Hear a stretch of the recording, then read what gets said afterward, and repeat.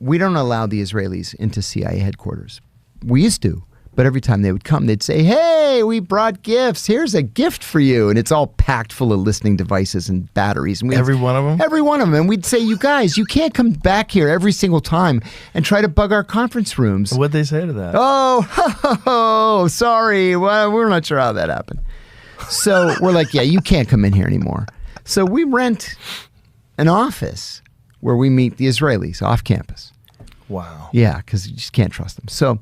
That is so crazy. Sorry guys for the interruption, but just for better understanding, let me give you some context about what happened here. In this debate, a CIA whistleblower just revealed some shocking facts and future predictions which left Joe Rogan speechless.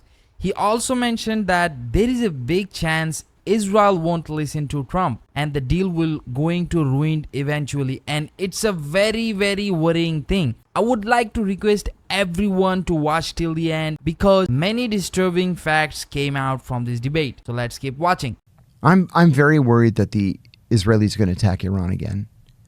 I'm worried that the Israelis aren't going to respect the deal that appears to be in process in Gaza or the West Bank. I mean, we're not talking about the West Bank. Right. Where just 2 weeks ago, a Christian village ceased to exist because settlers from New Jersey took all their houses. And 2 weeks ago, the village that the Israelis cleared out was one of the last remaining Christian villages. What do you think their overall strategy is? They eventually want to just take over all of Palestine. I think we should believe the Israelis when they tell us that they believe in greater Israel. So this, yeah, I'm worried about Israel. Yeah. Are you worried about Israel's influence on American politics? Because that's one of the things that's coming to light over the last couple of years since the invasion, where people are paying more and more attention to Israel. And then also seeing what happens when you criticize Israel. They are very quick to primary elected officials who criticize Israel, and usually they'll win those primaries. AIPAC is very well funded. It is very, very well organized. It's the gold standard of lobbying organizations. I've never understood why AIPAC doesn't have to register as a foreign agent with the Justice Department when everybody else does. Why is AIPAC special?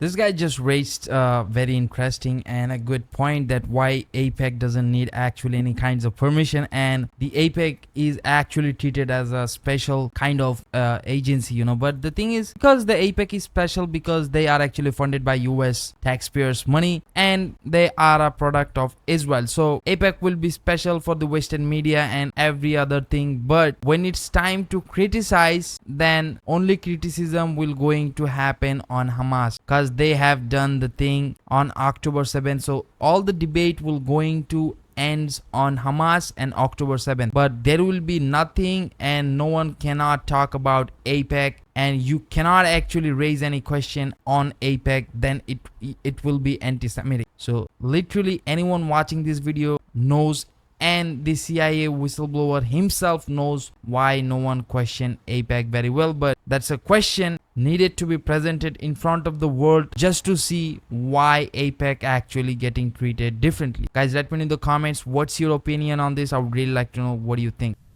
So if you're doing something, anything, on behalf of a foreign government, you have to register.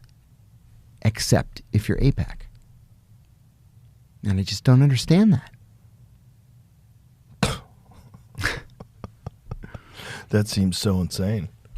And whenever you see like just dozens of senators and Congress people going over to Israel, you're like, oh man, my very first week in the Senate Foreign Relations Committee staff, these lobbyists came in. It was a parade of lobbyists all the time. Every day they're coming in asking for something. So these two guys came in, could not have been any friendlier. Hi, welcome to Capitol Hill. I said, oh, thanks. It's not my first go-round. I've worked on Capitol Hill before. Well, we wanted to welcome you with an all-expenses-paid trip to the Holy Land. I said, thanks. No. I can pay for my own vacations, but I appreciate it. Well, I'll tell you, I tell this story a lot, but I think it's appropriate here. I had been at the agency for 2.5 months, maybe about 2.5 months, and I was told to give my very first liaison briefing. So this is going to be the Israeli Mossad and Shin Bet, and I was going to be one of about 8 analysts, and I was the most junior, so I would go last. Well, we don't allow the Israelis into CIA headquarters. We used to. But every time they would come, they'd say, hey, we brought gifts. Here's a gift for you. And it's all packed full of listening devices and batteries. And every one of them? Every one of them. And we'd say, you guys, you can't come back here every single time and try to bug our conference rooms. What'd they say to that? Oh, sorry. Well, we're not sure how that happened. So we're like, yeah, you can't come in here anymore. So we rent an office where we meet the Israelis off campus. Wow. Yeah, because you just can't trust them. So that is so crazy. We go to this briefing, and it's just 2 people. It's a woman who was the Mossad officer and an older guy who was the Shin Bet officer. So because we were all overt, we were giving our true names. And first the senior political officer gives her briefing, and then the econ guy and the military guy and the oil guy, and finally it comes around to me. So I said, my name is John Kiriakou, and I'm going to brief you on Saddam Hussein's current psychology. And the Shin Bet guy goes like this. He goes, spell your name? So I spell it. And he writes it down. And he's looking at me over his glasses, and he goes, you are Jewish? And I said, I am not recruitable. Don't even think about trying to recruit me. Afterwards, I was furious. I went back to the office. My boss said, how did it go? I said, that son of a gun, Shin Bet guy tried to recruit me. Everybody started laughing. I said, why is that so funny? And he said, they've done that to every single one of us. It's like they can't help themselves. It's crazy how effective it is, though. Oh, yeah. Look at Jonathan Pollard. Now he's running for the Knesset. Bastard. It's just crazy how much influence one country has. Yeah, it really is. On a much bigger country. Much bigger. And they have such a tiny population. I know. What is it, like 9 million people? Yeah. Pretty gangster. It's pretty gangster. Kudos. Right? Kudos really to them. It's like Chicago taking over the world. That's right. Right? And saying, we're going to do things our way. Not even Chicago. Chicago might have more people. Fuck.